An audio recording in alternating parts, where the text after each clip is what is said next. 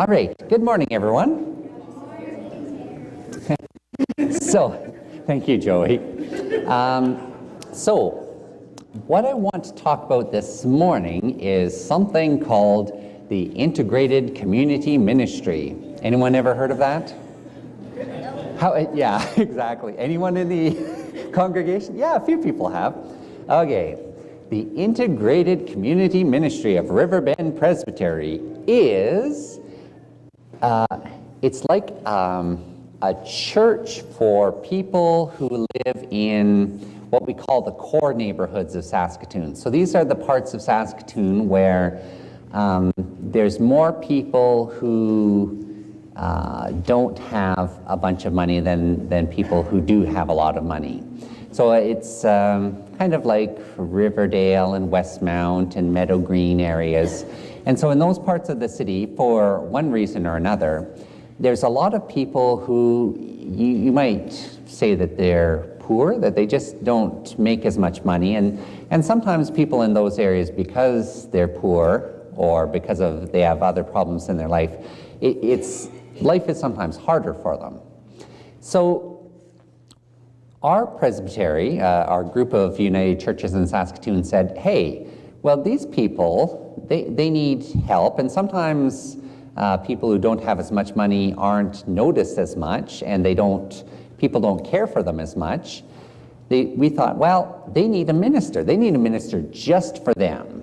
And so we gave them a minister. It's been Janet Clark for the past 15 years. She's retired this year, and we're looking for another one.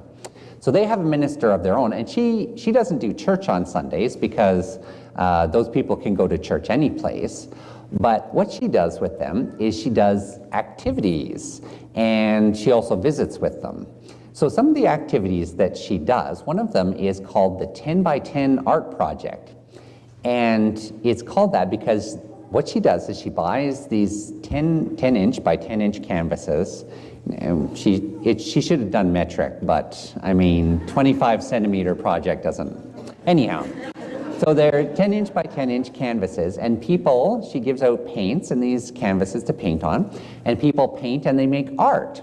And then the art is shown in all parts of Saskatoon so that people know what these people's lives are like by what their art is like. And so we've got some of the art in our church, and I'm going to show it to you and tell you some of the stories behind some of the paintings. So we're going to stand up, and this is a moving story time today.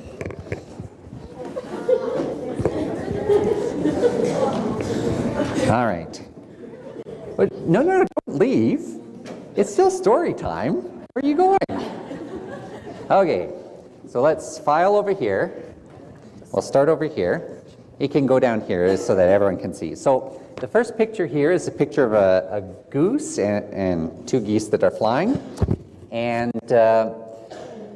that one was done by Daniel William O'Shea. And sometimes he calls himself Sanderson O'Shea because it says he's been painting since 1989, which is a long time.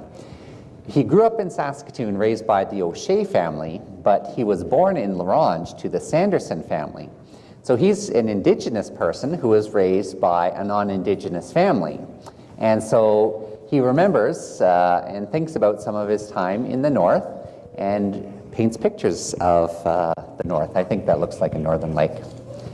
This picture over here is a nice one. You can just take a look at the pictures as you come by them. Sorry, you can't all see them at one time. This one looks like a desert oasis, and it's because it's a picture of Iraq.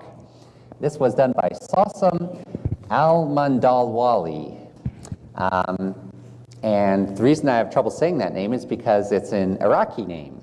And so this person was born in Iraq and now lives in Canada. And so he's remembering his time from his home country. So he painted a picture of that. This next picture was painted by someone from Canada, who was born in Canada, and so she did a painting which talks about the 150 years anniversary of Canada. This one is by Lisa Littlecrow, and it's called Betta Fish because she loves her betta fish. That's something that's important to her. So if you have fish, you might recognize that. This painting is called Reflections, and this, I was actually I emailed this artist and said, oh, well, can you talk to our church? And she said, well, I can't talk this Sunday because I'm at another church leading a service.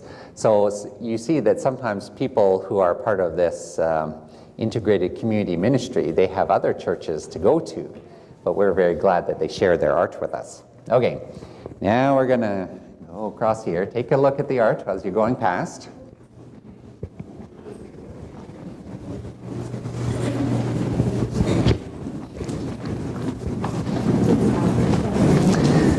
All right, and this first painting here is called Cosmic Dissonance. And this person has only been painting for 5 years, but I think that's a wonderful painting.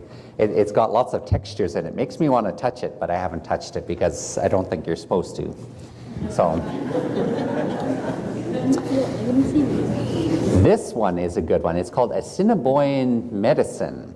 And you can see, once you come up to it, it's beads actually strung into the canvas. So he's painted it blue in the background, but he actually used a needle and thread to thread the beads onto the canvas there. And so John Spyglass, he's an Indigenous person, and he's remembering the Assiniboine teachings. So some of their plants that they see, they call medicine. They're for the healing of the body and of the spirit. And so use those medicines and in the Indigenous ways, and they used it for healing themselves. This one is a buffalo. Till the grass grows, I will roam, it's called. It's by Johnny Marsland, and he's a Dene person. So that's a tribe of Indigenous people, a First Nation from northern Saskatchewan and northern places. So he was born in Buffalo Narrows.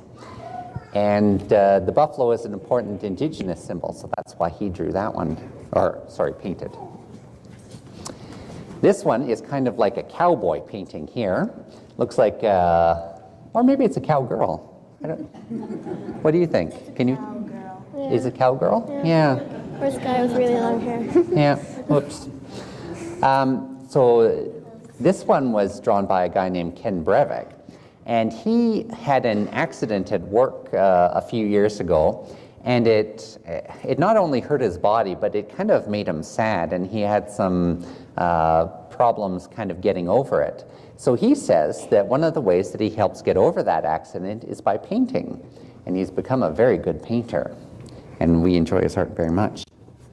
And this one, it has nothing to say with it, but it's by Felina McNabb, and it's called Eagle. But you can tell that either this was an Indigenous person or she was influenced by the Indigenous peoples. How could you tell that? What do you know about that? If that was black, that would be the four station colors. Uh-huh. Black, yellow, and red. Yeah, the colors of the medicine wheel, or what did you say, First Station? First Nation. First Nation colors, yeah, that's right. So white, yellow. This one's blue. Sometimes it is black, and then red. So it looks kind of like a medicine wheel to me, and it's the face of an eagle in there as well. And then she used pieces of mirror in there. I don't know what those mean, but I wish I could meet her to find out. So these are all the pictures that we have in our church, and we'll go back this way so that everyone else can see.